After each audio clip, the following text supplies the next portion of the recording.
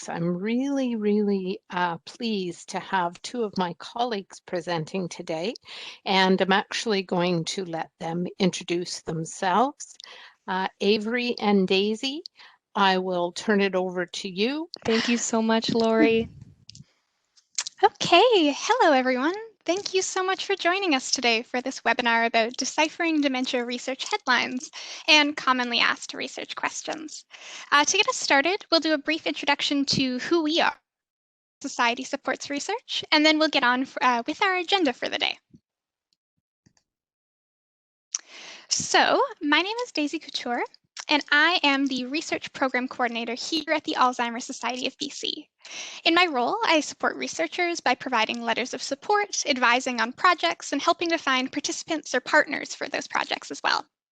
I also work with people with lived experience to demystify the research process and make sure that they feel more confident in engaging with research as participants or as consumers. I also spend a lot of time reading and writing about new dementia research to make sure that our information from our staff on our website, publications, is accurate and up to date. Hi, and my name is Avery Milne, and I'm the Provincial Coordinator for Knowledge Mobilization with the Society.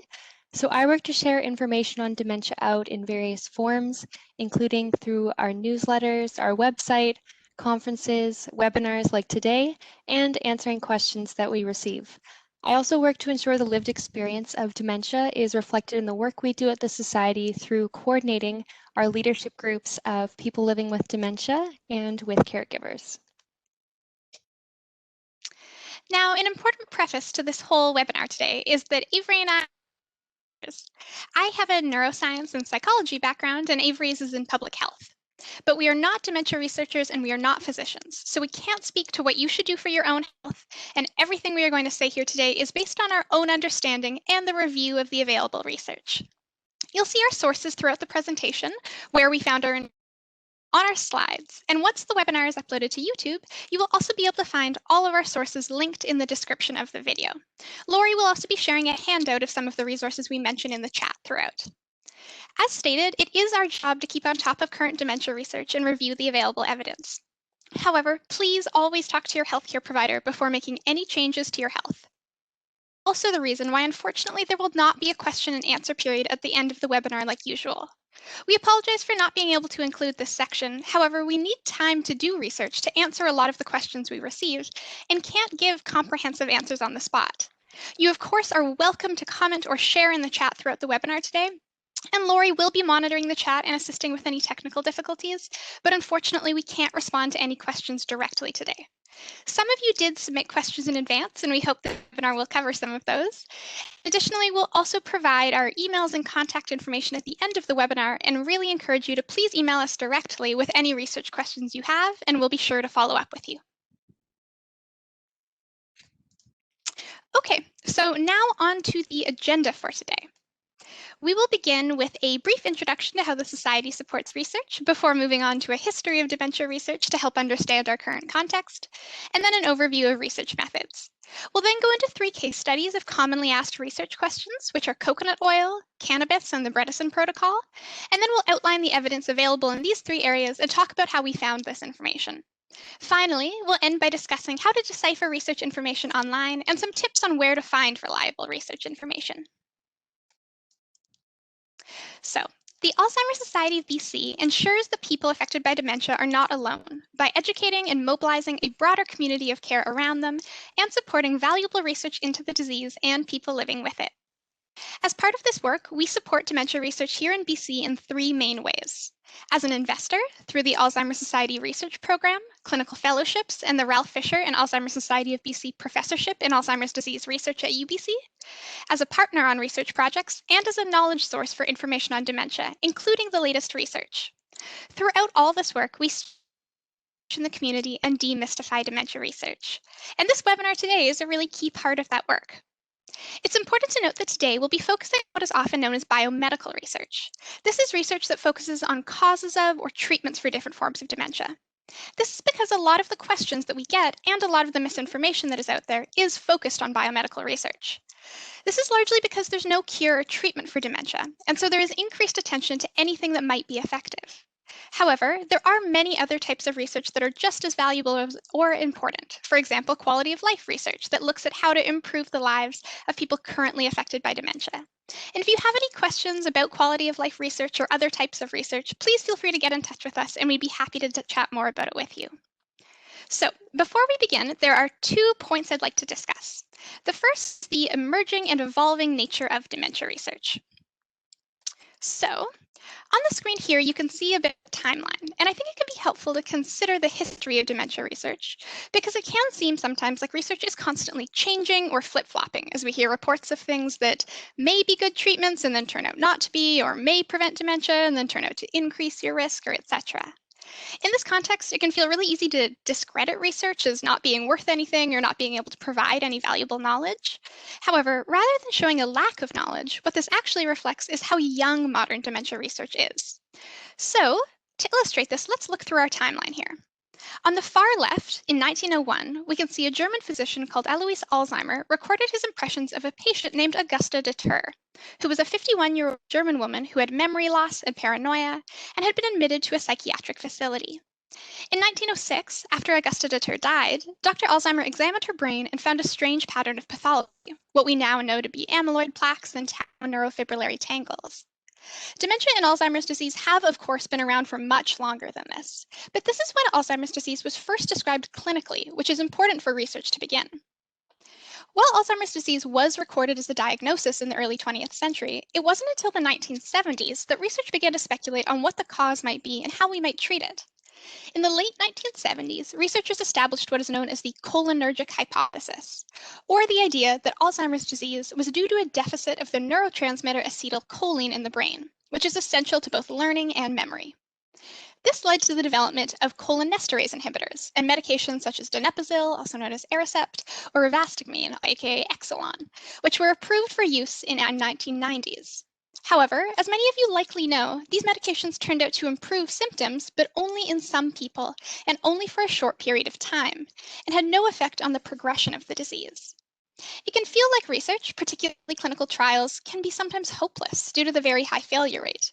However, I think it's important to remember that the very first clinical trial for Alzheimer's disease only began in 1978. That's really not that long ago.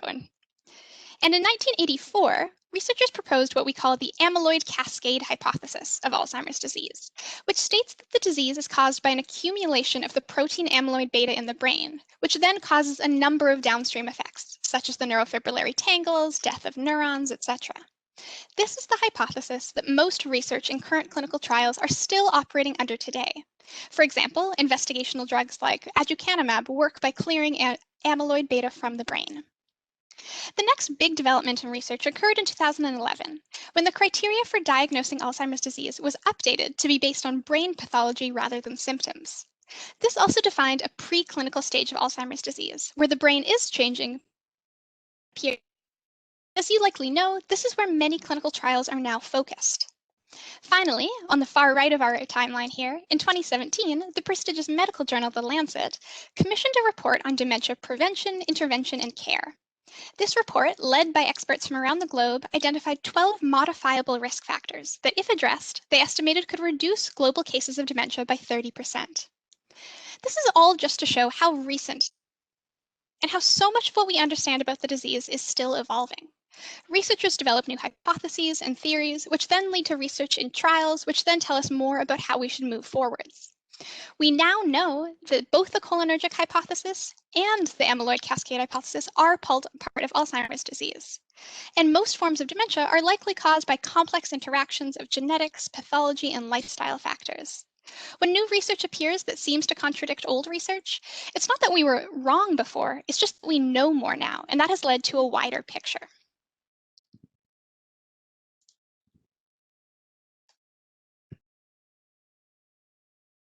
Another important piece to understand is some of the basics about the different ways research is done, because how a study is done affects what knowledge we can gain from it. So this is often conceptualized as a pyramid, which you can see here on the screen. These are often called evidence pyramids, and there are many different ones that vary in the terms they use and how complex they are, We've chosen to show a fairly simple one that we made, but there are many others you can find online if you're curious. I think the pyramid is a helpful descriptor because it reflects different levels of evidence. So the higher you go up the pyramid, the more reliable information is. And again, this is in the context of biomedical research. So at the very bottom of the pyramid, you'll see cell or animal studies. These are a great place to start. But as we've seen time and time again in dementia research, results from these studies rarely translate from animals to humans. A new drug that reversed cognitive decline in mice has a long way to go before we know if it will be effective in humans. Next up is anecdotes or testimonials. These are based on one person's personal experience and are considered a weak form of evidence, for there was no work to try and think about the mechanisms of cause and effect, and we're just talking about one person. For example, this includes someone on the internet, even a doctor, saying that they've seen a complete reversal of dementia after eating a tablespoon of cinnamon every day. A compelling anecdote or testimonial can certainly be worth investigating further, but it's not considered strong enough evidence on its own. Next, we have case studies. These are similar to anecdotes and usually come from physicians, where they have carefully documented a small number of patients' experiences, say 1 to 20. Again, this is good because usually there's more information and more people, but it's still too small and subjective to base major decisions off of. They're meant to record an interesting observation and spur more research, but not be the end of the process. Next, we move up to cohort studies. These are large studies that are looking at 2 or more variables of interest and will look at least 2 different groups or cohorts of people. A research question in a cohort study could be, for example, are people with diabetes more likely to develop dementia than people without diabetes? In this case, you would recruit many people with diabetes and many people without diabetes, all of whom did not have dementia at the start of the study, and then follow up with them over several years to see how many people in each group developed dementia. These type of studies are often used in health research because they can help us identify risks and good areas to target for future treatment. However, they can't tell us anything about cause and effect. For example, we do know that people with diabetes are more likely to develop dementia, but we're still not sure why. Is it changes in blood sugar or insulin that lead to dementia? Does diabetes increase your risk for heart disease, which we know can lead to dementia? Or does an entirely unrelated environmental risk factor such as diet lead to both diabetes and dementia? These studies are useful in telling us about risk and relationships, but they can't tell us if a treatment will be effective. Moving up a level are what we call randomized controlled trials, or RCTs for short. These are what you want to be looking for when evaluating if a treatment is effective. They will study hundreds or thousands of people and compare an intervention or treatment against care as usual, or a placebo, to see if the new treatment or intervention has a positive effect. This kind of research can give us information about cause and effect and includes most clinical trials. So, if we're talking a little more about RCTs, there's a few essential parts of this research. We'll be using a made-up example here to take us through these. Our made-up trial will be looking to see if exercising 3 times a week improves the symptoms of dementia. To do this, we'll have to recruit hundreds or even thousands of participants, all living with dementia, and assign them to 2 groups. One will exercise 3 times a week, and the other will receive care as usual, consultation with doctors, support from the Alzheimer's Society, etc. So the first important step in a randomized controlled trial is in the name, randomization. Participants need to be assigned to each group, exercise or normal care, at random. This is so that theoretically there should be no pre-existing differences that bias the results. For example, if you don't randomize people and let people choose which one they'd like to be in part of, the participants who choose to be in the exercise group may already be healthier in other areas as well. They could be wealthier, they could have more balanced diets, or they may be less likely to have other health conditions that limit their mobility. If we let people choose, these factors could influence the results. The second aspect can also be seen in the name, experimental control. Ideally, in this study design, you can ensure that the only difference between your 2 groups is the treatment that you want to test, so that any differences in the groups you see at the end of the study should be due to the new treatment. You don't want some people in the study to also be in an experimental new drug trial, because then you won't know if the differences you see at the end of the study are due to your exercise intervention or due to the new drug trial they're in. And finally, the last important aspect of an RCT is blinding. So this is that researchers who are analyzing the data shouldn't know which participants received the intervention or not, as they're prone to the same biases as the rest of us and might see patterns in the data that aren't there based on what they're expecting to see. So these can be tricky to find in a news story, but they're good details to try and track down, because a study that seems reliable on the surface, for example, if it has lots of participants, gets called a clinical trial, it might have some problems in the way the study was done that affects how reliable the results are. And then finally, the highest tiers of evidence. The things you want to look for most of all are what we call meta-analyses. These combine the results from many different studies and look at what they say all together. The results of meta-analyses tend to be pretty solid and often get turned into clinical guidelines, which are published by organizations like Health Canada. These pyramid infographics are helpful because they illustrate that all of this information builds on top of each other. Looking at how the study was done is a really essential part of research literacy. And when reading about research online or in a magazine, it's always good to first look at what kind of study these results are based on.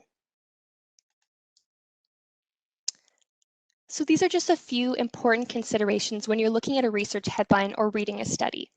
Here's a few things you can look for. Firstly, you may have heard this term before, but correlation does not mean causation. This means that just because two things are found to be linked, it doesn't necessarily mean that one causes the other. There can be other confounding variables getting in the way. For example, the sale of ice cream could be correlated with people getting more sunburns. Does that mean that ice cream causes sunburns? No, so in this case, sunny weather would be a confounding factor. It's the real variable causing both. That leads us to the importance of study design that we've just talked about. As we mentioned earlier, not all studies are created equal. Those RCTs and systematic reviews are considered to be stronger evidence, for example, than a cohort study. The larger the sample size, the better. It's a good rule of thumb. Studies done on cell lines or animals should not be generalized to humans. They can, however, point to important areas for further study. And finally, in many cases, it's very common for a study to conclude that more research is needed. One study is just one study, which fits into a broader body of overall research on a topic. As a caveat, I want to emphasize this information relates to quantitative and biomedical research. Research on quality of life that Daisy mentioned, or research using qualitative methods like interviews and focus groups, are incredibly important as well. Qualitative research has its own criteria for trustworthiness, which we won't be covering here today, but there's a lot of discourse about this online if you'd like to learn further. Okay, so now that we have these different pieces of context, we're going to dive into our 3 case studies where we apply some of this information. Thanks, Avery. So first off is the topic of coconut oil or ketones. So you can see on the screen right now a few of the recent headlines on this topic. For example, what if there was a cure for Alzheimer's disease and no one knew? Or how consumption of coconut oil can help prevent Alzheimer's disease. Coconut oil, how it controls Alzheimer's disease and viruses. This is the topic that comes up in the media a lot and is one of the most common questions that we get. So to start off, there are a few different terms that get used. Ketones, or ketone bodies, are molecules produced in our bodies and used as an energy source when glucose, our body's main source of energy, is reduced for long periods of time. The main way to get your body to use ketones rather than glucose for energy is either to fast or to eat a diet very low in carbohydrates, the main source of glucose, and very high in fats, the main source of ketones. Then, medium chain triglycerides, or MCTs, is the scientific name for a certain kind of saturated fat found in some foods. One of the most common dietary sources of MCTs is coconut oil, although they can also be found in cow, goat, or sheep milk and palm kernel oil. When we eat this kind of fat, our liver can turn it into ketones. And then coconut oil, as you're probably all well aware, is oil derived from coconut palms and fruit. So if you hear the terms ketones, MCTs, or coconut oil in regards to dementia, they are all essentially talking about the same idea in research. And the main idea behind consuming MCTs or coconut oil is that in dementia, particularly in Alzheimer's disease, we know that the brain has difficulty using, or also known as metabolizing, glucose as energy. This leads to an energy deficit in the brain. You can see this illustrated on the screen right now. These are two fMRI pictures of a brain. On the left, you can see someone without Alzheimer's disease. All the red areas on their brain show that the brain is using a lot of glucose. It's very active and using a lot of energy. On the right is a brain scan of someone who is living with Alzheimer's disease. You can see that there's much less red there, which means that the brain is not using very much glucose. This energy deficit is sometimes described as the brain starving. Because we know that this is a feature of dementia, researchers have hypothesized that many of the symptoms of Alzheimer's disease may be caused by a lack of energy. And therefore, if we could supply a different form of energy to the brain, symptoms might improve. This different form of energy that the brain can use even when it struggles to use glucose is ketones. So, coconut oil first became largely associated with Alzheimer's disease in 2008 when Dr. Mary Newport, a neonatal physician from Florida, shared that she had begun giving her husband, who was living with Alzheimer's disease, multiple tablespoons of coconut oil every day and had seen a remarkable improvement in his cognition. She published this research in 2014 and has given many interviews and lectures, often on diet websites. So, going back to the research methods that Avery was discussing earlier, this is anecdotal or testimonial evidence. It's based on one person's experience, which means that while it's very interesting, it's not good evidence on its own. After this first spike in interest regarding whether ketones could improve cognition in dementia, many studies were launched. However, they have struggled to provide any solid evidence about the efficacy of ketones in dementia. While small case studies and trials have sometimes shown positive and short-term improvements in cognition, no large study has been able to show that ketones are an effective treatment for dementia. However, research in this area is ongoing. The UBC Clinic for Alzheimer's disease and related disorders here in Vancouver is currently conducting a randomized controlled trial to test this. However, currently there is not sufficient evidence to suggest that coconut oil or any method of forcing the body to use ketones as energy is an effective treatment for dementia. Recently, as you may have seen in the news, a researcher from Quebec called Dr. Cunan developed a ketogenic drink that is now being sold in Europe, although not in Canada or the US. This is based on two studies that Dr. Cunan conducted in past years to see if a drink containing medium-chain triglycerides improved cognition in people living with mild cognitive impairment.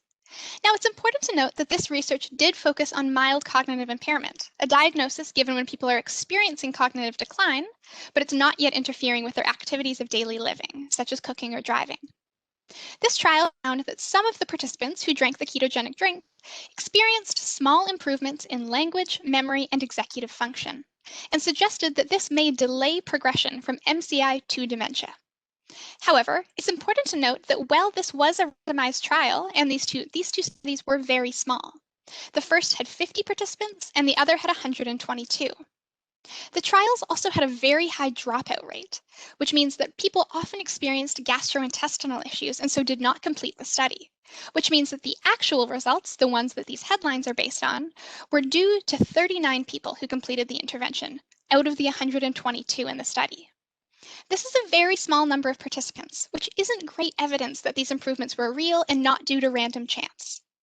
And the study itself notes that it should be replicated in a much larger clinical trial. Finally, it's also worth noting that Nestle did partly fund this research. Now, while this doesn't mean it's unreliable, companies can fund studies and they can be reliable and have good evidence, it is an important consideration, particularly considering that a drink is now being sold and both Dr. Cunan and Nestle will profit off of this. The study does show some encouraging results that are definitely and certainly worth investigating further, but it is a far cry from what is often claimed on the internet. Finally, it's also important to note that consuming ketones requires you to consume a large amount of saturated fat, which raises cholesterol levels and can lead to heart disease and stroke. Because of this, the World Health Organization strongly advises against consuming large amounts of MCT, particularly coconut oil. We also know that heart disease and stroke are risk factors for developing dementia. So, while MCTs and ketones may potentially have some small benefits for cognition, there are many other aspects to carefully consider before making any changes to your diet. Diet interventions are always a tricky area of dementia research, for we're still learning so much. We have some good evidence that diets like the MIND or Mediterranean diet may reduce the risk of developing dementia. However, it's important to remember that diets can profoundly influence your health, and so it's incredibly important to talk to a healthcare provider before embarking on any new diet, even just eating more coconut oil. So for our second case study, I'd like to talk about cannabis and CBD, which is a common question that we get asked about. So, as you probably know, in 2018, recreational cannabis became legal in Canada under Bill C-45, known as the Cannabis Act, though cannabis for medical use had been legal in certain conditions for many years prior. Some regulations have also changed to improve access to cannabis for medical purposes. So I wanted to share a few examples of headlines you might see related to cannabis and dementia, and just break this down a bit. On the left side are 3 examples of headlines commenting on research studies, but the 3 examples on the right side, however, are all from sites selling cannabis products themselves. So these sites, these 3 examples, are mainly based in the US. They're likely unregulated products, as cannabis products in Canada that you'd buy in the shops are not able to make medical claims like this. So this is an important consideration when we're thinking about cannabis to keep in mind, as there are companies like on the right side, for example, who are making these claims that do stand to benefit financially as they're selling a product. So let's back it up for a second. Cannabis is a plant. It's also referred to as marijuana. There's a nice picture of a plant there. Cannabis contains a variety of chemical compounds called cannabinoids. There's over 70 different cannabinoids that have been identified in the body, each with various effects. So the 2 main cannabinoids you've likely heard about are tetrahydrocannabinol, which is THC, and cannabidiol, known as CBD. THC is the compound responsible for the psychoactive effects of the drug, the high, whereas CBD does not have psychoactive effects. So throughout our body, we have these cannabinoid receptors, particularly in our brain. When cannabis is consumed and its cannabinoids act on our receptors, they alter the release of neurochemicals in the brain, and this changes how brain cells communicate with each other and affects various processes within our body, including appetite, pain, mood, memory, and learning. And as well, there are also synthetic cannabinoids. Some are regulated as medical drugs. So this means that they act in the same way as cannabis would, but they're man-made in a lab rather than grown on a plant. So nabilone is one example of a synthetic cannabinoid. It's currently licensed in Canada for treating patients with nausea related to chemotherapy. And as I'll mention, several cannabinoid studies have centered on nabilone. So let's first consider 2 of the most common questions we receive on cannabis. Firstly, can cannabis prevent or reverse dementia? Unfortunately, no, there's currently no evidence to support this from research done on humans. Some of the early interest in cannabis for dementia came from studies that were done on cell lines or mice, but based on this evidence, we cannot draw conclusions for use on humans. Research continues to better understand the effects of cannabis on the brain. Another question is the opposite, whether cannabis causes dementia. So some studies have shown that long-term cannabis use can lead to memory problems, but currently there's no conclusive evidence indicating a connection between cannabis use and the development of dementia. But it's worth noting we do not know about the longer-term effects of cannabis for people living with dementia. However, the area where cannabis is gaining some interest is as a possible way to treat agitation related to dementia, as an alternative to some of those other medications, which can, in some cases, have significant side effects. So the Alzheimer's Society Research Program has funded research on how cannabinoids affect mood and anxiety in dementia, and how the synthetic cannabinoid nabilone can treat agitation in Alzheimer's disease. So a few clinical trials have identified that cannabis, including those synthetic man-made cannabinoids, may help manage behavioral symptoms in people living with dementia, such as agitation. However, these studies done so far tend to have small sample sizes, and they need to be replicated in larger clinical trials. So here's a study example for you. This study was done by Langto and colleagues, and they were looking at that synthetic cannabinoid that I mentioned called nabilone. They did a 14-week trial with 39 participants, so it's quite small, but they found that nabilone significantly reduced agitation compared to the placebo. When I say the word significantly in this case, I'm referring to the idea of statistical significance. So that means that the results were unlikely to have happened by chance. So this is promising. However, the researchers also determined that sedation was a side effect of taking nabilone, and the authors noted a longer trial was needed to confirm the safety and efficacy of nabilone, and that sedation and cognition should be closely monitored. The good news here is that there's several further studies underway looking at cannabis in Canada, the US, and the Netherlands, including an expansion of that study I just showed you. That's being done at Sunnybrook Hospital in Toronto. So with the current state of evidence on cannabis, it's difficult to come to an informed conclusion as more research is really needed. A few considerations worth sharing. The first is that it's important to note different cannabis products that you might purchase in the store can vary widely in their concentrations of CBD and THC, so they can each have different effects. Many studies, like the one that we're looking at there, are investigating just one component of cannabis, often in quite high doses. As well, it's important to note that cannabis can have interactions with various medications. So if you have any questions or concerns about cannabis, we always recommend talking to your family doctor or another healthcare professional. Wonderful. So our next case study number 3, is the Bredesen protocol. So Dr. Dale Bredesen is an American medical doctor, researcher, and the author of a New York Times bestselling book called The End of Alzheimer's, which was published in 2017. You may have seen headlines such as these ones that are on the screen right now pop up in the media in the last few years.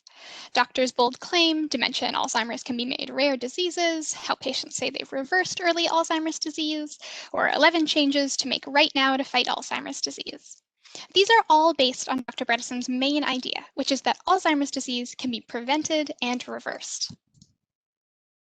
So, looking at the evidence, Dr. Bredesen's claims in his book, and now with the products that are available from his company, Apollo Health, are based on 2 studies. One was done in 2014 and was a series of case studies, not an experiment or trial, and it had 10 participants. Of these 10 participants, only 2 people were living with Alzheimer's disease. The rest had been diagnosed with mild cognitive impairment, which we talked about earlier, or subjective cognitive impairment, a condition in which people report cognitive difficulties, but they are not severe enough to show up on any test. This study claimed that after a lengthy, complex, and highly personalized protocol of supplements and lifestyle changes, which included but weren't limited to things like low-grain diets, fasting for 12 hours each night, meditation, hormone therapy, probiotics, vitamin D and K supplementation, coconut oil, and more, all but one of the participants, one of the people living with Alzheimer's disease, reported significant improvements in their cognition and were able to return to work. The second study was conducted in 2016 and was a follow-up on these 10 patients. It reiterated the first study and provided no new evidence or research on the program. These 2 studies are the ones referenced in his book, and they're also directly linked on the website that sells his products. So we know that this is what the evidence is based on. No larger studies or follow-up research expanding on this protocol has been published. This is immediately a concern, for the only available evidence is from one small case study and one follow-up. And as we've chatted about earlier, that's not a great place to base behavior change off of. So the idea behind the Bredesen protocol is that dementia can be caused by a variety of factors, and that by targeting certain risk factors, you can reduce your risk of dementia. This is supported by research. Recent work from the World Health Organization and the medical journal The Lancet that we talked about before has shown that there are many modifiable risk factors for dementia. This research was the result of meta-analyses, remember the top of our research period, or hundreds of studies conducted globally over the past few decades. In both the WHO's Guidelines for Reducing the Risk of Cognitive Decline in Dementia and the Lancet's Commission on Dementia Intervention, Prevention, and Care, panels of experts gathered to review the available evidence and make recommendations on risk factors for dementia. Both projects came to very similar conclusions, but I'll go through the Lancet findings here. However, if you are interested, I encourage you to read more about both reports. They'll be linked in our description and in the handout and are quite easy to read. So the Lancet Commission released a report in 2017 and then updated it in 2020 and identified 12 modifiable risk factors for dementia, which you can see on the screen here in this helpful infographic from the Alzheimer's Disease International. These risk factors are physical inactivity, smoking, excessive alcohol consumption, air pollution, head injury, infrequent social contact, less education, obesity, hypertension or high blood pressure, diabetes, depression, and hearing impairment. The Commission stated that effectively addressing these risk factors could prevent 30% of global cases of dementia. This is significant, but also indicates that there are many causes of dementia we still don't understand or cannot change, such as genetics. It's also important to note that the word prevention here refers to whole populations, for example, everyone in the world. Based on this research, we know that targeting these risk factors will stop some people from developing dementia. However, we don't know who those people will be, and there is currently no way to guarantee that an individual will not develop dementia. And unfortunately, while these risk factors may be effective at improving cognition for people with mild cognitive impairment, there is currently no way to reverse dementia. It's also important to note that while some of the recommendations in the Bredesen protocol are certainly good for your health, sleep and reducing stress, they do not align with the WHO or Lancet commissions and go far beyond the recommendations that these organizations have published. Additionally, many of the causes of dementia that the Bredesen protocol lists, which includes gum disease, gut microbiome disruptions, sleep problems, etc., have some evidence showing that there may be some connection to dementia. For example, we do know from cohort studies that people with sleep apnea are more likely to develop dementia than people without sleep apnea. But there's no strong evidence, such as from randomized controlled trials, supporting that any one of these risk factors directly causes Alzheimer's disease.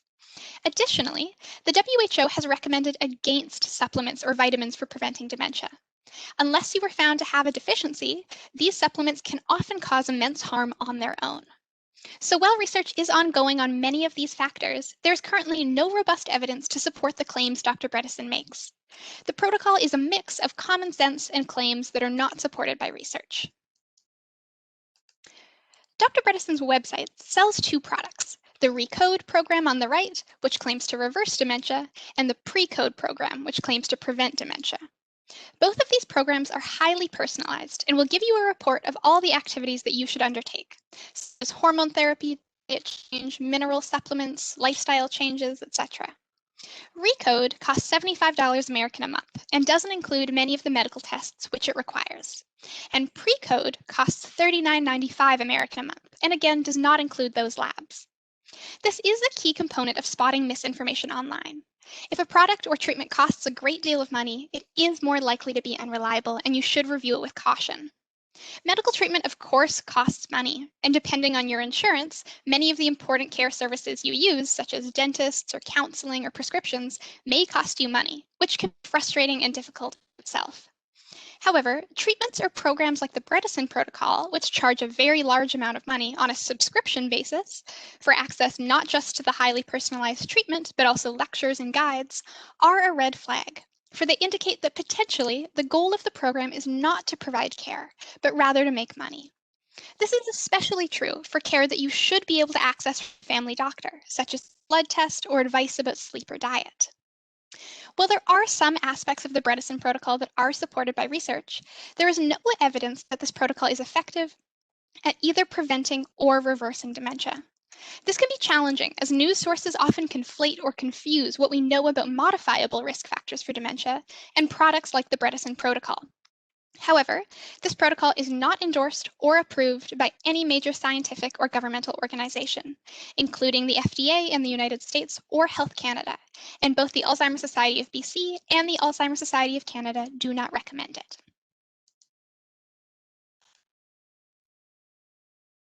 So now that we've gone through those case studies, I wanted to speak a bit more generally about deciphering research information online and spotting misinformation.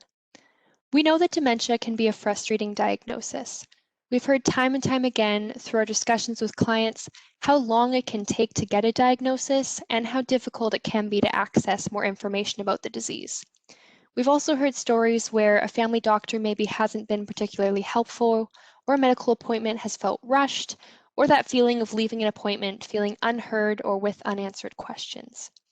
As humans, we're information seekers, and it's natural to want to learn more and learn as much as we can.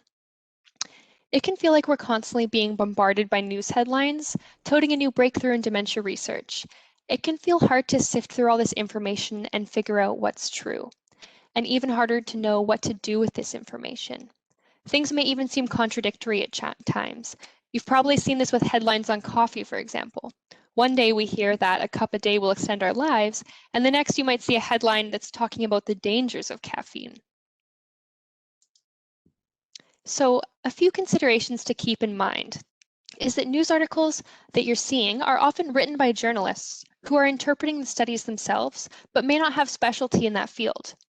The original study that they're writing about is often behind a paywall, meaning sometimes a journalist may only have access to the study's abstract, which is a summary, and not the full text. It's also worth considering incentives for journalists. They're often rewarded by the pickup of their story, such as how many clicks it receives or how many shares it gets on social media.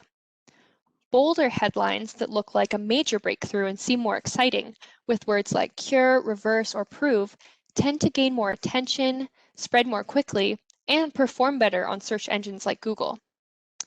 The viral nature of social media can also put a time pressure on writers, demanding a quicker response time or a race to be the first to break a story.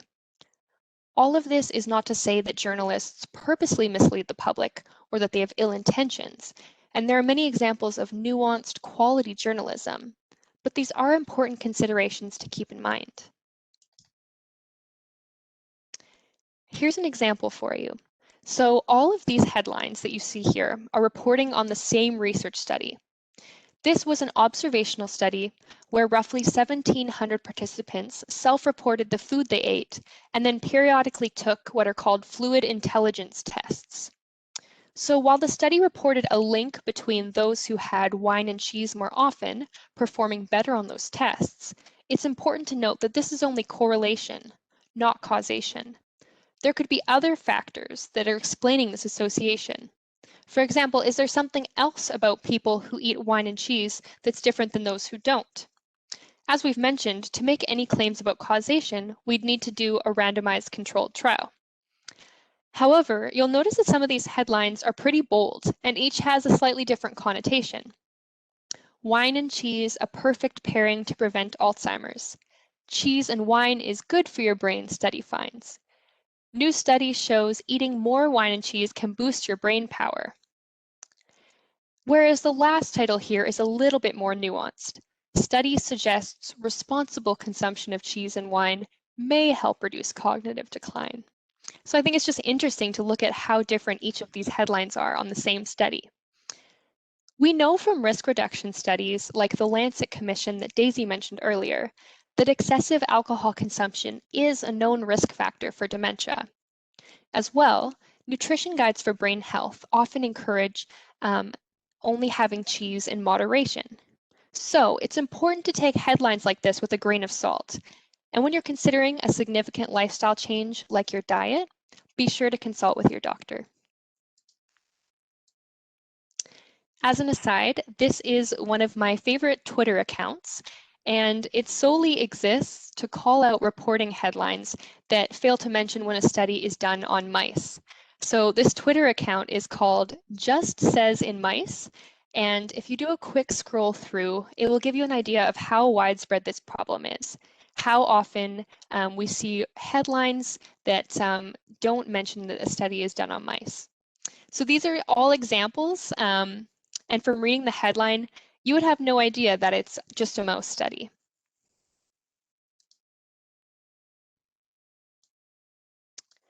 Aside from this, I did want to mention, unfortunately, there can also be a darker side of this, especially for conditions like dementia where there is no cure. In some cases, unethical actors may see it as an opportunity to make money by selling so-called miracle treatments or cures. In our work at the Society, we do see examples of this. Or, on the other hand, there may be well-intentioned people who believe that they've stumbled on the answer based on an anecdote or something that appeared to have worked for one person, like that example that Daisy shared earlier on coconut oil.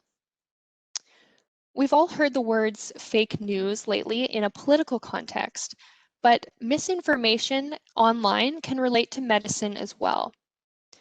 There have been studies that have looked at different headlines, and they found that falsehoods, so lies, actually spread faster and further than the truth on social media. It's possibly due to the degree of novelty, so a study seeming very exciting, a headline seeming exciting, and the emotional reaction of recipients. So this is really helpful to be aware of when you're reading content online.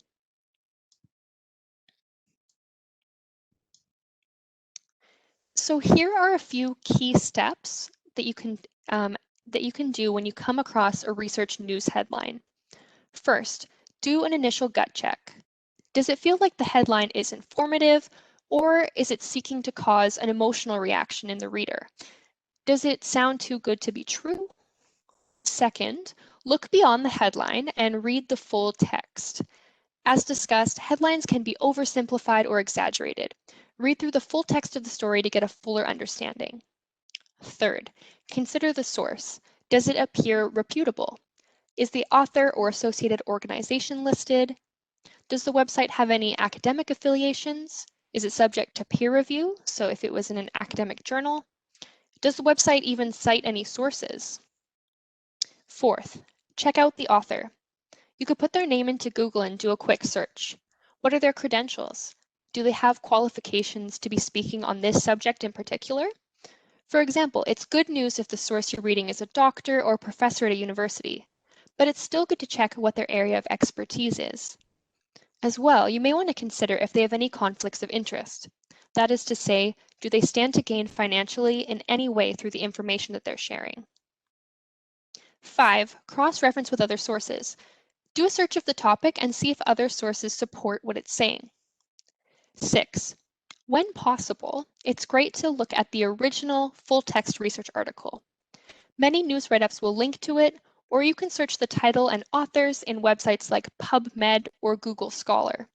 Of course, this is not always possible as some journals require a fee to access their articles. 7, when in doubt, it's great and best to consult the experts.